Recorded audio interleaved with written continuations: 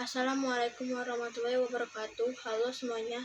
Di sini saya akan menjelaskan materi buku besar pembantu, piutang dagang dan utang dagang. Buku besar pembantu digunakan untuk mencatat akun tertentu sesuai dengan nama pemasok atau pelanggan dan perubahannya secara terperinci. Buku pembantu terdiri dari buku pembantu utang, buku pembantu piutang, dan persediaan. Pencatatannya seharusnya secara kronologis, yaitu ketika dari zona khusus, bersamaan pula diposting ke buku besar pembantu. Langkah-langkah posting jurnal khusus ke buku besar pembantu ini sama dengan langkah-langkah pembuatan buku besar utama, yaitu yang pertama, identifikasi data sumber. Yang kedua, buat kolom buku besar. Yang ketiga, posting neraca saldo buku pembantu periode sebelumnya jika ada. Yang keempat, posting jurnal khusus dan jurnal umum ke buku pembantu. Yang pertama, identifikasi data sumber. Buku besar pembantu piutang dagang dan utang dagang hanya membutuhkan akun piutang dagang dan utang dagang. Data sumber pada jurnal penjualan. Kita hanya mencari piutang dagang dan utang dagang. Berarti di sini hanya piutang dagang. Nanti digunakan untuk menyusun piutang dagang pada jurnal penjualan. Ini juga sama seperti sebelumnya.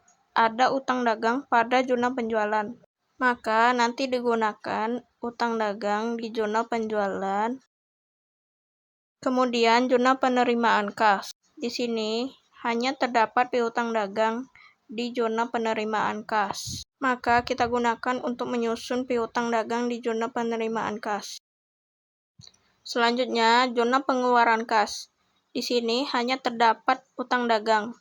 Maka kita gunakan untuk menyusun utang dagang di jurnal pengeluaran kas. Selanjutnya, ada jurnal umum. Di jurnal umum ini terdapat piutang dagang dan utang dagang. Berarti digunakan untuk menyusun piutang dagang dan utang dagang di jurnal umum. Buku pembantu piutang. Daftar piutang awal yaitu jurnal khusus penjualan, jurnal khusus penerimaan kas, dan jurnal umum. Selanjutnya, buku pembantu utang. Daftar utang awal yaitu jurnal khusus pembelian, jurnal khusus pengeluaran kas, dan jurnal umum. Selanjutnya, kita masuk ke langkah kedua, 3, dan 4, yaitu menyusun daftar saldo buku pembantu piutang. Daftar saldo piutang dagang periode 1 Januari 2021 pada toko Mandula sebesar 500.000. Selanjutnya, piutang dagang pada jurnal penjualan. Ada 3 toko. Toko Idola, UD Lintang, dan Toko Sahara. Kemudian, piutang dagang pada jurnal penerimaan kas. Piutang dagang terdapat di Toko Idola sebesar 2 juta. Selanjutnya, utang dagang dan piutang dagang pada jurnal umum. Selanjutnya, menyusun buku besar pembantu piutang.